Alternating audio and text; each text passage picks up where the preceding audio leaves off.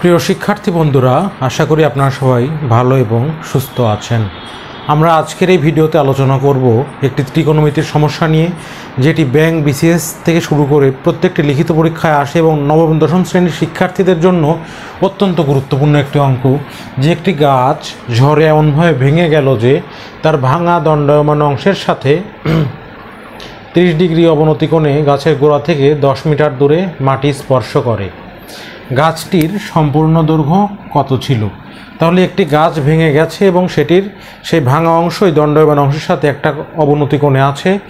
গাছটির সম্পূর্ণ দৈর্ঘ্য অর্থাৎ ভাঙা দৈর্ঘ্যের অংশ সহ সম্পূর্ণ অংশের দৈর্ঘ্যটা আমাদের নির্ণয় করতে হবে। তো চলুন আমরা একটি চিত্রের মাধ্যমে জিনিসটা বোঝার চেষ্টা করি। মনে করুন এটি হচ্ছে সম্পূর্ণ সেই গাছ, ঠিক আছে? গাছ এবং গাছের আমরা বোঝার সুবিধার্থে মনে করি যে গাছের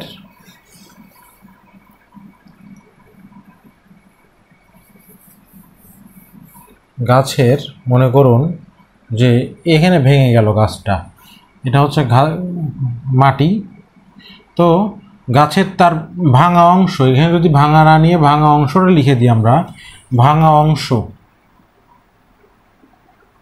তাহলে দেখুন গাছটির ভাঙা অংশটা কিন্তু এখান থেকে যদি আমরা কল্পনা করি এতটুক ভাঙা, সেই ভাঙা অংশটা দণ্ডায়মান অংশের সাথে 30 ডিগ্রি অবনতি কোণে আছে। তাহলে এখান থেকে আমরা সেই ভাঙা অংশটা পুনর্বার অঙ্কিত করলাম দেখানোর জন্য, এবং এটা হচ্ছে 30 ডিগ্রি অবনতি কোণে আছে। কিন্তু এই ভাঙা অংশটাই, এইটুক অংশই হচ্ছে, এটুক মনে করুন এই অংশটাই কিন্তু পুনর্বার আমরা আঁকলাম সুবিধার্থে, হ্যাঁ।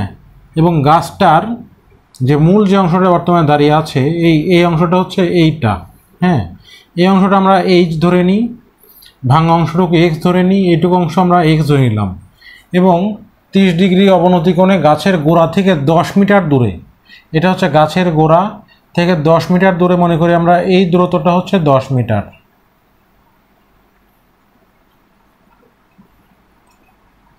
10 মিটার দূরে মাটি স্পর্শ করে। গাছটির সম্পূর্ণ দৈর্ঘ্য নির্ণয় করুন। তাহলে গাছটির সম্পূর্ণ দৈর্ঘ্য বলতে আমাদের নির্ণয় করতে হবে এইচ প্লাস এক্স, এই অংশটা। তাহলে এই অঙ্কটা করার ক্ষেত্রে প্রথমে একটু ভাষা লিখে নিতে হবে, যে মনে করি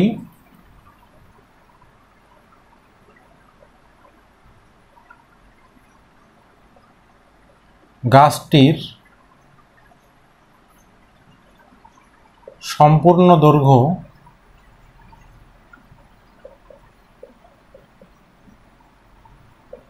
সমান এইচ প্লাস এক্স, ঠিক আছে? H plus x. তাহলে এখানে অবশ্যই একটা ত্রিভুজ, যেহেতু আমরা এটা নাম করে দিই এবিসি, এ বিন্দুতে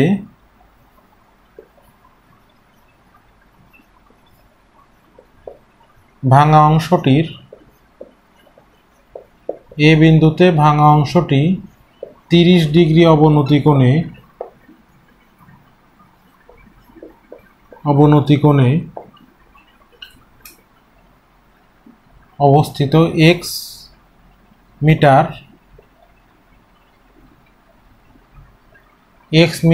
তার ভাঙা 30 ডিগ্রি কোণে এক্স মিটার অবনতি কোণে, এক্স মিটার লেখা দরকার নেই,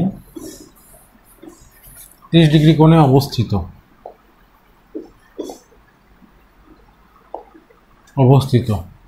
ভাঙা অংশ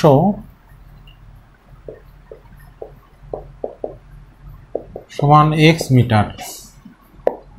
এখন এখান থেকে দেখতে পাচ্ছেন অবনতি কোণ, অবনতি এবং উন্নতি কোণ কিন্তু আমাদের বুঝতে হবে। অবনতি কোণ মানে যে কোণটা উপর থেকে নিচে চলে আসে, এটাকে বলা হয় অবনতি কোণ। তাহলে এটা একটা অবনতি কোণ।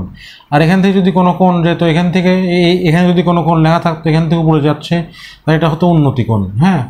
এবং আমাদের অবশ্যই sine 30 degree, 45 degree, 90 degree, 0 degree থেকে শুরু করে মানগুলো মুখস্থ রাখতে হবে। তাহলে দেখুন প্রথমে আমরা লিখে নিই যে প্রথমে এই কোণটা ধরবো, তো আর এটা নিয়ে কাজ করব। ট্যান থিটা সমান আমরা জানি হচ্ছে লম্ব বাই ভূমি, তাই না? প্রথমে আমরা এইচ এর মানটা বের করে নেব এখান থেকে। তাহলে ত্রিভুজ এবিসি হতে, তাহলে কোণ যেহেতু একটাই আছে, ত্রিভুজ এবিসি না লিখলে হবে ট্যান থিটা সমান এইচ বাই 10। তাহলে ট্যান 30 ডিগ্রি সমান h/10। 10 30 ডিগ্রি মান আমরা জানি 1/√3 সমান h/10। সুতরাং এখান থেকে h এর মানটা আসে হলো 10/√3 মিটার। ঠিক আছে, এটা গেল h এর মানটা। এখন আমরা কিন্তু x এর মানটা বের করতে পারলেই মোট দৈর্ঘ্যটাই কিন্তু আমরা পেয়ে যাব h + x।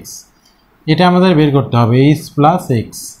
তাহলে h + x বের করার জন্য আমরা এবার লিখব সাইন দিয়ে আসবো, সাইন 30 ডিগ্রি সমান আমরা কি জানি, সাইন যেহেতু tan দিয়ে আমাদের কাজ হলোই, tan আর লিখলে একই জিনিসই আসবে। সাইন 30 ডিগ্রি সমান লম্ব বাই অতিভুজ, তাহলে h/x। এখানে লম্ব এটা হচ্ছে অতিভুজ। তাহলে সাইন 30 ডিগ্রি মান আমরা জানি হাফ সমান h এর মানটা আমরা এখান থেকে পেয়ে গেলাম 10/√3 এবং h/x, x এর মানটা কত, x এর মানটা আমরা এখনো পাইনি, তাহলে x এর মান এইভাবেই থাকবে। বা x সমান কত লেখা যায় এখান থেকে, x সমান লেখা যায় 20/√3 মিটার। এখন এই দুইটা মান যোগ করলে আমরা কিন্তু মোট যে খুঁটির দৈর্ঘ্য সেটা পেয়ে যাব। সুতরাং মোট দৈর্ঘ্য, এটা আপনারা ক্যালকুলেটর একটু করে নেবেন, মোট দৈর্ঘ্য সমান h + x সমান h এর মানটা হলো কত 10/√3